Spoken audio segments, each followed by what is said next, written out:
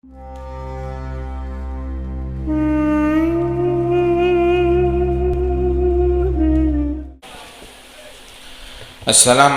warahmatullahi wabarakatuh. Alhamdulillah wassalatu wassalamu ala sayyidina Rasulillah Sayyidina Muhammad bin Abdullah wa ala alihi wa sahbihi wa mawalah, ma ba'd. Kita bersyukur kepada Allah Subhanahu wa taala. Pada pagi hari yang mulia ini kita berkumpul di majlis yang penuh berkah, majlis yang dibina, dita'sis atas ketakwaan kepada Allah Subhanahu wa taala oleh para ahli taqwa, al-Imam al-Arif billah al-Habib Ali bin Abdurrahman al-Habsyi. Mudah-mudahan Allah mengangkat derajat beliau dan juga Allah Ta'ala berikan berkah insyaAllah kepada segenap keluarga besar beliau, bil khusus akhina al-Habib Ali bin Abdurrahman al-Habsyi, dan para habaib, para kiai, para asatidah, semua yang hadirin dan hadirat diberikan berkah oleh Allah Ta'ala, amin ya rabbal alamin. Alhamdulillah, ketahuilah bahwasanya dibicarakan di majelis ini hal-hal yang berkaitan dengan lisan, menjaga lidah. Sebab kebanyakan korban yang masuk neraka itu adalah korban daripada lidahnya sendiri. Ini lidah sebelum mematuk orang lain adalah paling berbisa mematuk dirinya sendiri. Waliyadzubillah min dzalik. Karenanya itu dikatakan oleh Imam Al-Haddad, al-lisan jirmuhu saghir wa jurmuhu kabir. Bentuknya, fisiknya kecil, akan tetapi bahayanya itu sangatlah dahsyat, sangatlah besar. Sehingga di dalam hadis, hal yakubbun nas finnar ala manakhirihim illa hasaidu alsinatihim. Bukankah yang mendorong, yang menjerumuskan seseorang ke dalam api neraka hingga dia terjerumus, mukanya duluan masuk neraka? Siapa pelakunya? Adalah, nah itu, lidahnya sendiri. Itu adalah pelakunya, adalah lidahnya sendiri yang membuat dia terjerumus di dalam api neraka. Dan dikatakan di dalam hadis, man kana yu'minu billahi wal yawmil akhir falyaqul khairan aw liyasmut. Barang siapa yang beriman kepada Allah dan hari akhir, maka hendaknya dia berucap ucapan yang baik atau diam.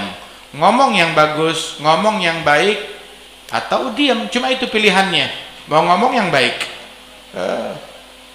Selain itu ada pilihan kedua adalah diam. Sampai dikatakan bahwasanya an-nadam ala sukut ahwan minan nadam alal kalam. Penyesalan karena diam itu masih jauh lebih ringan daripada penyesalan karena ngomong.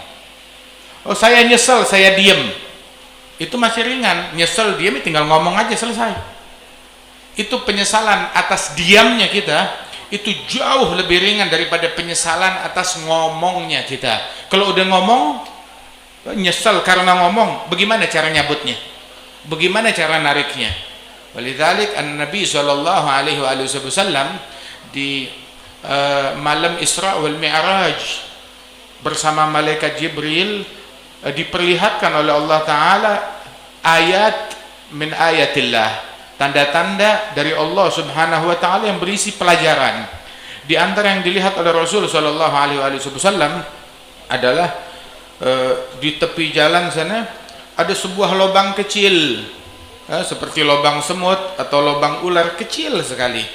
Tahu-tahu seperti ada yang mau keluar dari lubang tersebut. Nggak taunya begitu keluar, yang keluar apa? Banteng. Keluar dari lubang tikus atau lubang ular. Banteng yang keluar, kerbau yang besar keluar. Begitu keluar, itu banteng, itu kerbau mau masuk lagi, nggak bisa. Dipaksain masuk, nggak bisa. Terus Nabi bertanya, ya Jibril, apa maksudnya ini? Nah, itu dijawab oleh malaikat Jibril, ini permisalannya seperti permisalan kalimat omongan yang sudah keluar dari mulut, yang udah keluar nggak bisa ditarik lagi. Makanya orang tuh kalau ngomong harus difilter, harus dipikir. Makanya di dalam riwayat disebutkan bahwasanya al-mu'min, mukmin lidahnya ada di belakang, akalnya dan hatinya ada di depan. Jadi lidah tuh yang mau ngomong difilter oleh akal, difilter oleh hati, baru keluar omongan. Tapi munafik akalnya di belakang, hatinya di belakang, entah di mana, lidahnya ada di depan. Jadi lidah ngomong nggak pakai dipikir lagi, nggak pakai direnungi lagi, nggak ada filternya sama sekali, ngomong semaunya dia. Tahu nggak, lidah kita ini dikurung dengan berapa banyak gigi? Tuh, dikurung dengan berapa banyak gigi di mulut kita, menjaga lidah yang kecil tersebut. Kemudian ditutup lagi dengan mulut, dengan bibir, difilter lagi itu dengan otak, dengan akal kita. Tapi masih aja bisa kabur lidah tersebut, masih aja bisa lolos dan melarikan diri dan keluar dari jalan akal. Nah karenanya itu jaga mulut kita, omongan kita, sebab kebanyakan orang yang masuk neraka itu gara-gara mulutnya. Ketakwaan kepada Allah Subhanahu wa taala, keimanan kepada Allah Subhanahu wa taala itu dibuktikan dengan ucapan. Sehingga disebutkan di dalam Al-Qur'an, ya ayyuhalladzina amanu taqullaha wa qulu qawlan sadida yuslih lakum a'malakum wa yaghfir lakum dzunubakum. Wahai orang-orang yang beriman, takwalah kepada Allah. Takwa letaknya di mana? Di hati. Iman letaknya di mana? Di hati. Nah, sahnya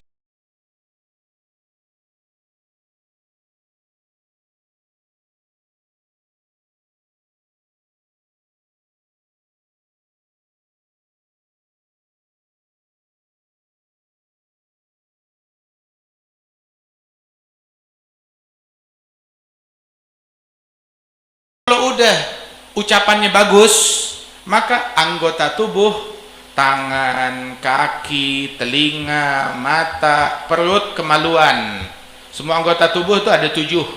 Salah satunya lisan. Lisan itu adalah yang paling dominan, yang paling vokal, yang paling menonjol di antara semua anggota tubuh. Kalau dia benar, maka sisanya nih yang 6 ikut benar, ikut lurus. Tiap hari lisan diultimatum dan didemo oleh anggota tubuh yang lain, didemo oleh mata, tangan, kaki, perut, kemaluan. Semuanya bilang ittaqillah fina, ini istagamti istagamna, ini wajajti wajajna. Takutlah kepada Allah Ta'ala, jaga kami baik-baik, amanat. Kalau kamu lurus istiqamah, kita lurus istiqamah. Tapi kalau kamu berkhianat, kita berkhianat. Itu lisan juga dalam bahasa Arab itu bisa jadi mudzakkar, bisa jadi muannas. Lisan tuh bisa menjadi mudzakkar, ya, dhamirnya itu bisa jantan, bisa jadi muannas, dhamirnya juga bisa jadi perempuan, ya, betina. Artinya apa? Nah itu lisan tuh itu bolak-balik, nggak jelas. Waliyadzubillah min dzalik. Makanya harus kita waspadai daripada lisan tersebut. Nah kemudian orang kalau udah ucapannya nggak bener, ucapannya ngawur, ucapannya kotor, membuktikan hatinya juga nggak beres. Hatinya kayak begitu, hatinya udah sama kayak mulutnya dia. Na'udzubillah min dzalik. Makanya itu Sayyidina Isa ibn Maryam, sekali beliau itu bersama sahabat-sahabatnya kaum Hawariyin, tahu-tahu ada Yahudi datang di tengah-tengah mereka, memprovokasi. Emang tuh dari dulu mereka kerjaannya provokasi, kerjaannya adu domba. Mereka yang bikin, yang menyulut perang dan adu domba di mana-mana, di mana-mana. Kalau ditelusuri dalangnya, dia orang. Dulu dalangnya di Madinah yang menyulut perseteruan antara Aus dan Khazraj, adalah mereka itu Bani Israel, Yahud. Dari zaman dulu mereka menyulut peperangan sampai Rasulullah datang, diadu domba lagi mereka, begitu. Kemudian berlalu sampai 15 abad, masih mereka juga yang bikin kekacauan, yang bikin keributan. Waliyadzubillah min dzalik. Nah itu disebutkan bahwasanya itu adu domba tersebut adalah sesuatu yang tercela, sesuatu yang buruk, sesuatu yang hina. Alhasil Rasulullah sallallahu alaihi wasallam bagaimana melarang kita daripada perbuatan tersebut. Hada Nabi Isa. Nabi Isa bersama kaumnya Hawariyin, kemudian datang Yahudi ke tengah-tengah mereka mencaci maki Nabi Isa, mencaci maki dengan kata-kata yang kotor. Setelah dicaci maki dengan omongan yang kotor, murid-murid Nabi Isa mereka nggak berani bergerak, sungkan kepada Nabi Isa. Begitu dicaci maki, Nabi Isa merespon. Apa responnya Nabi Isa? Dia bilang, syukran, jazakallah khair, terima kasih, semoga Allah membalasmu dengan kebaikan. Maka kaum Hawariyin, umatnya Nabi Isa, murid Nabi Isa, bertanya, mereka terkejut dengan responnya Nabi Isa. Mereka bilang, ya Ruhallah, kamu kan dicaci maki, dikata-katain dengan omongan yang buruk oleh orang bejat ini, kok kamu balasnya dengan terima kasih, terus kamu bilang jazakallah khair, didoain semoga Allah membalasmu dengan kebaikan. Kenapa? Maka dijawab oleh Nabi Isa, hadza anfaqa ma indahu wa anfaqtu ma indi. Orang ini dia menginfakkan apa yang dia punya. Orang tuh berinfak dari mana? Dari kantong kan? Dari kantongnya dia. Nah ini kalau omongan itu juga infak, cuma bukan dari kantong, dari hati. Orang ini dia menginfakkan apa yang dia punya. Kebetulan di kantongnya atau di hatinya yang dia punya kebencian, kedengkian, kotoran, makian, cacian, provokasi, itu yang dia punya. Jadi itu yang dia berikan. Dan saya kebetulan yang saya punya syukur, terima kasih, doa, kata-kata yang baik, rahmat, kasih sayang, dan masing-masing menginfakkan apa yang dia miliki. Sampai dikatakan tuh oleh ulama, kullu ina'in billadzi fihi yamdahu. Setiap wadah akan memercikkan isinya. Botol atau gelas atau ember, kalau isinya susu, yang keluar dari dia, yang tumpah dari dia juga susu. Kalau isinya kopi, yang keluar kopi. Tapi kalau isinya kotoran, septic tank, yang keluar dari dia juga begitu. Sama kayak begitu persis. Waliyadzubillah min dzalik. Nah kita sekarang coba, ini ukuran bukan buat memvonis orang lain, tapi untuk kita berhati-hati. Kita ini standar kita susu atau septic tank, ya, kita susu atau comberan. Silakan lihat diri kita sendiri. Makanya tuh dibilang, kalau mau tahu aslinya seseorang, mau tahu hakikatnya dia, gampang, aghdibhu, pancing emosinya dia. Idza bata'rifin nas aghdibhu, gallibin nas tajidhu agariba. Pancing seseorang, provokasi seseorang, kamu bakal dapat di kebanyakan orang adalah kala jengking, mematuk dengan bisanya dia. Waliyadzubillah. Mau tahu aslinya orang ya begitu. Kalau yang harum, yang benar, yang rapi, seperti gaharu tuh, kayu gaharu dibakar di bara api, makin panas bara apinya, makin harum wanginya. Tapi kalau emang kayu busuk, yang keluar amis, yang keluar busuk dari dia. Waliyadzubillah min dzalik. Saat nggak dibakar nggak ketahuan, kelihatannya bagus, nggak taunya kayunya busuk. Waliyadzubillah min dzalik. Tapi kalau kayu gaharu itu makin dibakar, walaupun bentuknya nggak meyakinkan, kok hitam begini, kok kayu hitam, ditaruh nggak tahu wanginya harum luar biasa. Bentuknya nggak meyakinkan, tetapi begitu diprovokasi, dibakar, baru kecium aromanya dia. Nah kita sekarang kayu gaharu atau kayu busuk, silahkan kita nilai diri kita sendiri. Makanya Rasul Shallallahu Alaihi Wasallam itu, kata seorang Yahudi yang nagih hutang dengan kasar kepada Rasulullah, padahal belum jatuh tempo, dia cekik Nabi dari belakang, dibetot sorbannya, bayar utang yang udah jatuh tempo. Sayyidina Umar menghunuskan pedangnya, dihalau oleh Rasulullah. Kemudian Rasulullah bayar hutangnya, dilebihkan lagi, bayar utang dilebihkan lagi, dikasih bonus 2 kali lipat. Kemudian Rasul bilang, benarnya belum jatuh tempo, akan tetapi masih 3 hari lagi jatuh temponya. Yahudi itu bilang, emang betul belum jatuh tempo.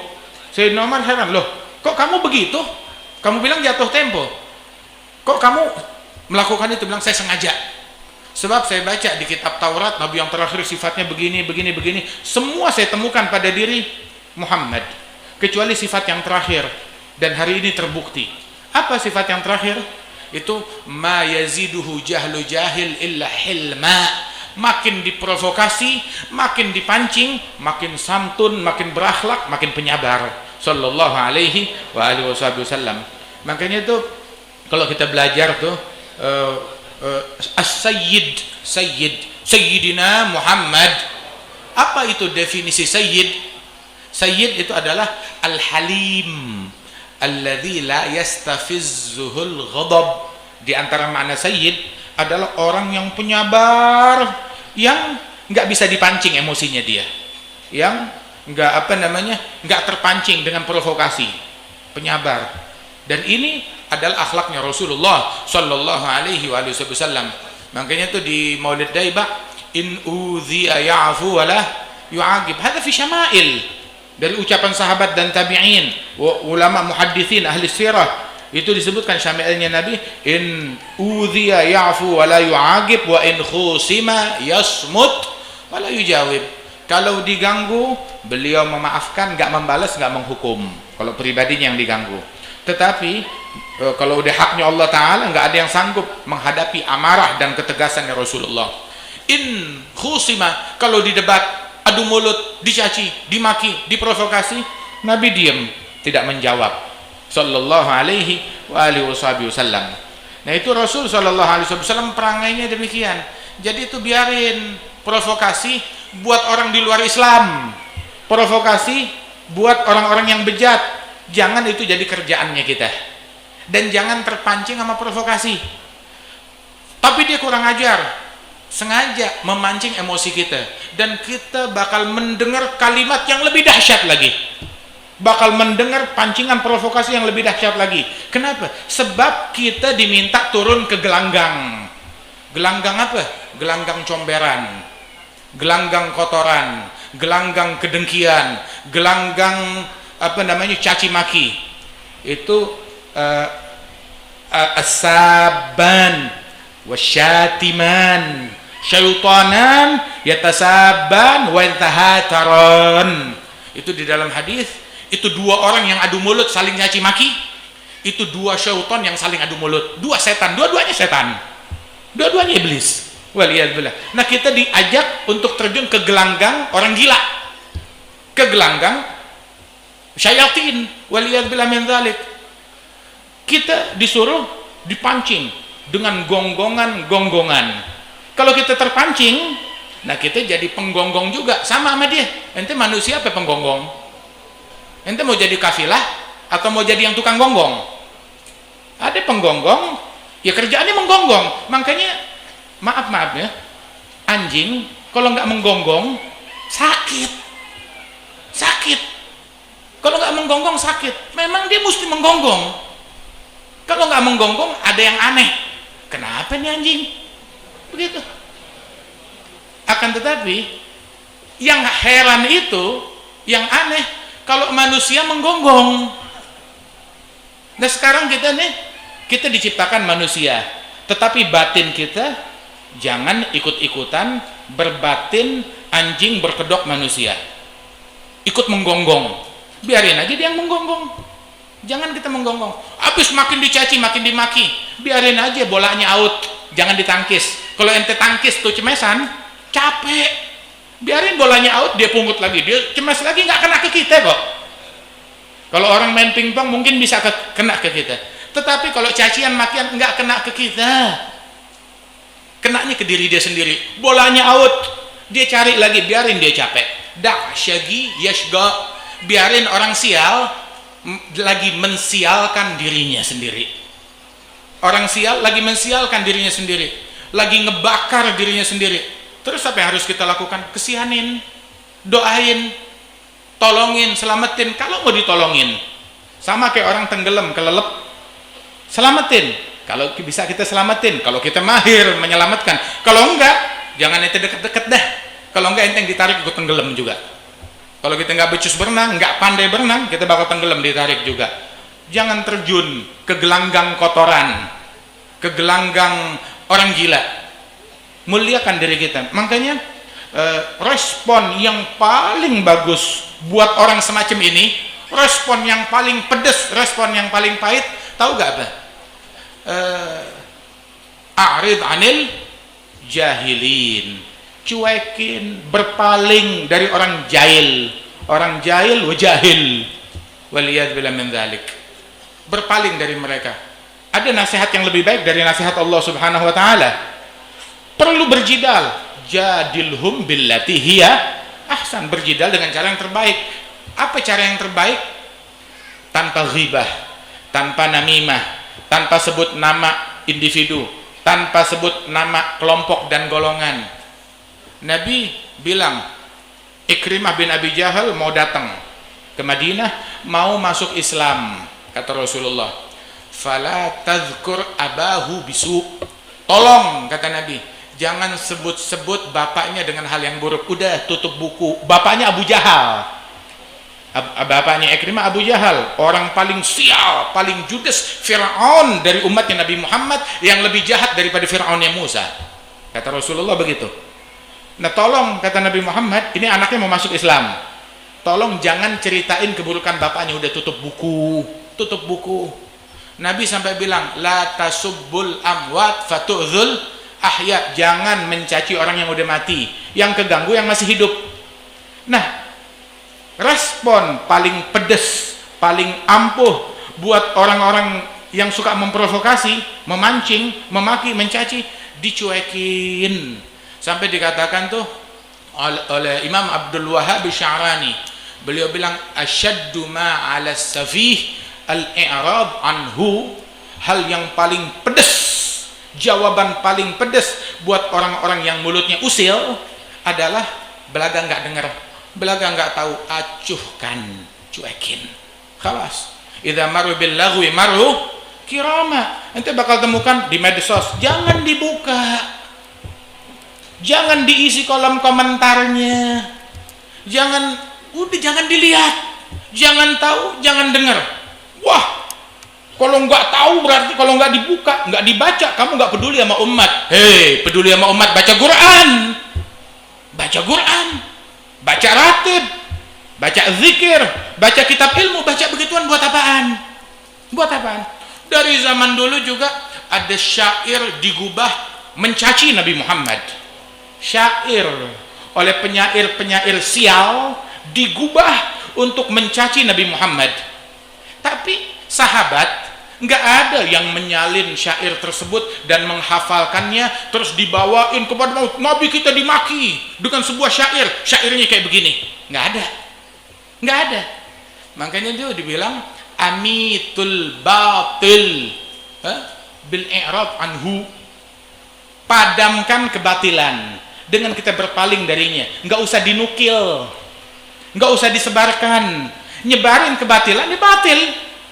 Waliyadzubillah min dzalik, tutup, singkirkan itu semuanya, jangan dikasih angin, jangan dianggap. Katanya tuh al-afiyah asyratu ajza. Mau selamat akal, selamat hati, mau sehat akal, sehat hati, sehat pikiran, sehat badan, sehat ekonomi, sehat dari stres, dari beban, dari gangguan, itu ada 10 bagian. 10. Waktunya udah habis, bagaimana mau bahas 10? Dengerin dulu. Ada 10 bagian. Afiah tuh ada 10 bagian. Mau selamat dari bala, bencana, musibah, gangguan, teror, itu ada 10 bagian, kata ulama. Yang 9, nomor 1, nomor 2, nomor 3, 4, 5 sampai 9 fit taghaful. 1 sampai 9 dalam taghaful. Apa taghaful? Belaga nggak dengar, belaga nggak tahu, belaga nggak lihat, nggak peduli, cuekin, khalas. Omongan yang nggak penting, nggak penting. Kita punya urusan, kita masyghul. Quran belum beres nih, hari belum baca Yasin, surat Waqiah belum baca, Tabarak semalam kagak baca, begitu. Wah, ini masih punya utang, sholat duha belum beres, sholat witir masih belum beres, rawatib qobliyah, ba'diyah. Urusan kita banyak, ngurusin beginian.